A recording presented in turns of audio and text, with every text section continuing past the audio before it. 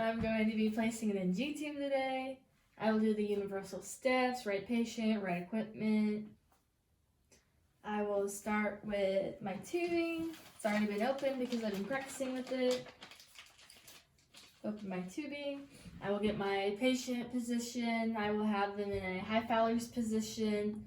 I will have the bed raised working height, and I will have a pillow behind their head and their shoulders. So now I'm going to measure the tubing. I'm going to measure, I start with the tip of the nose to the earlobe. And then from the earlobe to the xiphoid process.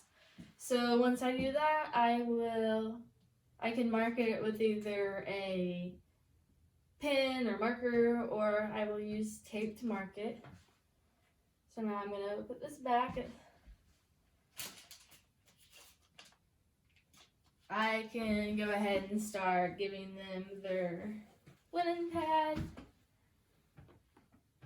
I can give them their basin, and they will need a cup of water with a straw.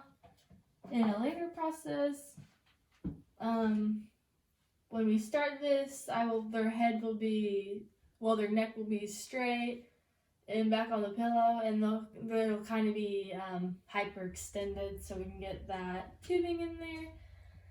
And in the video, it said if you're right hand dominant, then stand on the right side. So if you're left, stand on the left side.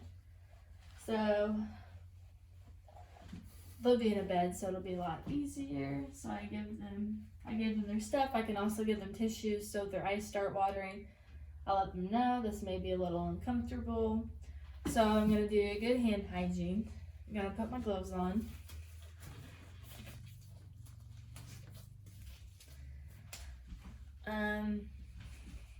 During this process, we can make a signal. So if they need me to stop, I can stop. So I have my gloves on, so I'm going to take the tubing and I'm going to wrap 10 to 15 centimeters of tubing around my index finger. Once I do that, I'm going to let go. I would have some lubrication. I'm going to lube up my tubing. I'm also going to have the part of the tubing that goes downward, I'm going to have it facing downward too. Their neck will be up and in that position. So now I'm going to begin inserting it. And I will insert, like I said, the down part will be there.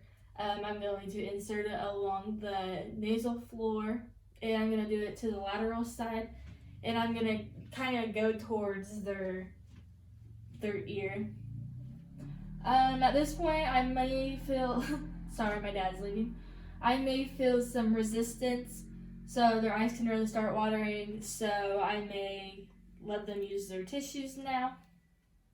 So I'm going to continue to have the tubing, and it wouldn't be down like this, it's just not going on the nose. I'm going to continue pushing the tubing until it gets into just past their nasopharynx area, and when it gets to that area, I'm going to turn the tubing towards the other nair, to the opposite nair. So I'm going to turn that there. So now I'm going to have them relax. So they're relaxing, and I will tell them this is the part where we're going to use zero water, and we're going to swallow. So now their neck, head position is going to change. Their chin will be more towards their chest. So I'm going to have them take a sip of water and swallow, and I'm going to turn the tubing 180 degrees. They will continue to swallowing this water. And every time they swallow, I will go 5 to 10 centimeters. I will be pushing the tubing 5 to 10 centimeters back. I will do this until I get to the place that I want it to be. So once I think I get it to that place, okay, yeah, thank you. Once I think I get it to that place, I'll have them stop drinking the water. I'll stop pushing. Your head will be up now, please. And no, just up. So I will place I'll place the tubing on the nose, and I can put like a piece of tape. I'll put a piece of tape to hold that. Will you hold it, please? Thank you. So now, before I feed them, I want to check and make sure that my tubing is actually in the right spot. I can do that several ways. First of all, I'll always get an x-ray to make sure that it's in the right spot. I can aspirate content out of the stomach, and I will look at that and see how it looks. I can also check their pH, and I will ask them to speak so that I can hear them talk. If it weren't in the right place, and it didn't quite make it to the stomach, I would continue to push the tubing into the stomach. Do about 2.5 to 5 centimeters. I'll continue to push it, and then I will check to see if it's in the right spot again. So I'll redo my checks, like aspirate. So now, since I think I have it in the right spot, I'm gonna clamp the tubing. So I'll clamp the tubing, and I can use a hospital, whatever the hospital wants us to use to keep the tubing on the nose. Sorry, you gotta hold that again. I will do that, and then I'll also pin the tubing to the gown. I think the video had like a rubber band. It was a rubber band and a clothespin, and they pinned it to the onto the patient's gown. So I have my tubing in the patient, and I will put my patient back in a comfortable position, make sure they have their call light and all that. So I will take my gloves off, and I will put this in a trash can. I'll clean up my equipment, dispose of it properly. So now, for removing, I am going to have my pad again. I'll go ahead and place that on my patient.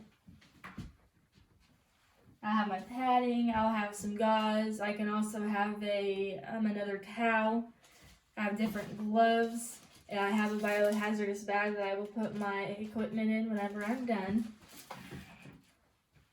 So I'll do good hand hygiene, and I'll put my gloves on. So before I discontinue the tubing, I want to make sure that my patient hasn't been fed for at least 30 minutes. My patient's going to be in a sitting or Fowler's position, kind of like they were whenever we placed it, but we don't really have to worry about their neck as much. So if they're connected to sectioning, I would disconnect it. I would disconnect what the tubing's connected to, period. I would, I lost my train of thought. Okay. I would let them know with this coming up, they might start gagging or there could be discomfort, but it won't be very long. So like I said, I disconnected it from sectioning, and so now I'm going to take the tape off. And if I need to, I can use an adhesive pad. I can undo it from the gown. I do need to have a syringe so that I can push 10 milliliters of air into the tubing before I take it out of the patient. So now everything's disconnected and off the patient. So now I'm going to take my gauze, and this part's really hard because it's not really in the patient, so it's hard to demo to get it out. Sorry. So I tell my patient, I'm going to have you take a nice deep breath, hold, and I'm going to, with the gauze, I'm going to pull it out. So now I'm going to take the tubing and I'm going to put it in my biohazardous bag.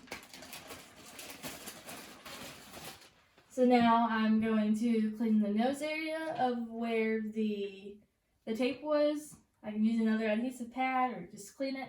And then if I need to, I can do mouth care for my patient.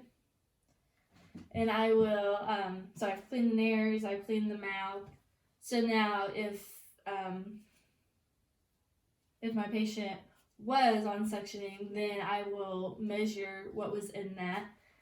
And I will take my gloves off, hand hygiene, and I do that and I dispose of everything properly. And I'll make sure my patient's in comfortable position and has the call light. Can I go fishing?